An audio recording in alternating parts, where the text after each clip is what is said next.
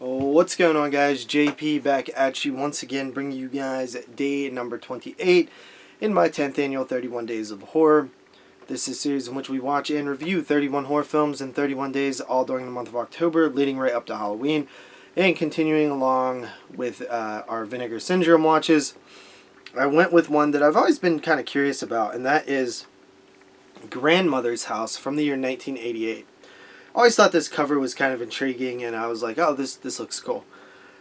So, this movie follows David and Lynn, who have just lost their father. Now they're orphaned, and they move in with their grandparents. It should technically say grandparents' house or grandparents' home or something like that, because it's not really... In fact, the grandmother has less to do than the grandfather, so maybe even grandfather's house. But... essentially they go to this house and they're living with their grandparents. The boy is quite suspicious of the grandparents, and one night he has a dream that he sees his grandfather and grandmother kill someone, and then a short while later he actually sees them with a body, and they are aware of this, so they're sort of tormenting the grandson. And then there's this mysterious woman that keeps following the kids around that also ties into it. So this movie is weird. It's a little disjointed.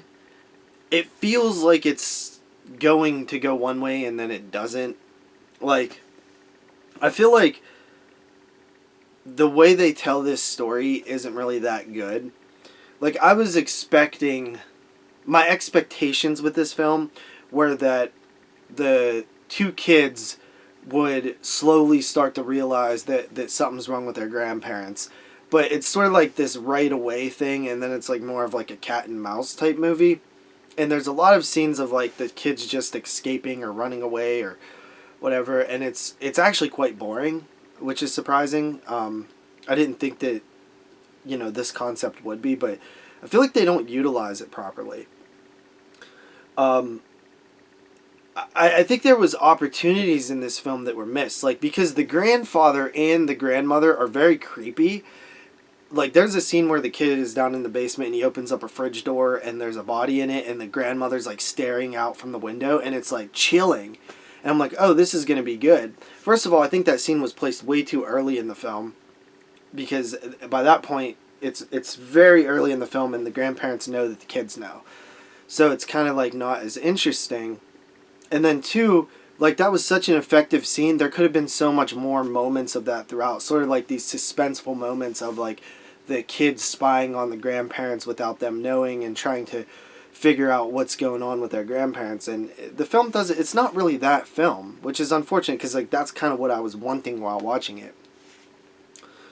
And then I think that there's a little bit of a lack of development with the brother and sister, because you think you could have had a little bit more of them sort of getting to know them and it being more of like this like team thing. The sisters feels sort of like an afterthought. Like, the movie could have literally just been the brother alone and it probably would have played exactly the same.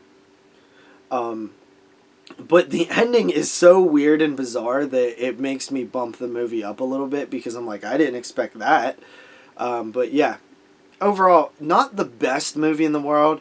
Very watchable, but the whole time I was watching it, I kind of wanted it to be a different movie. I'm going to go ahead and give it a 6 out of 10. I think it's worth saying, but it could have been better. So with that said, we'll see you guys tomorrow with another review. Until then, peace out.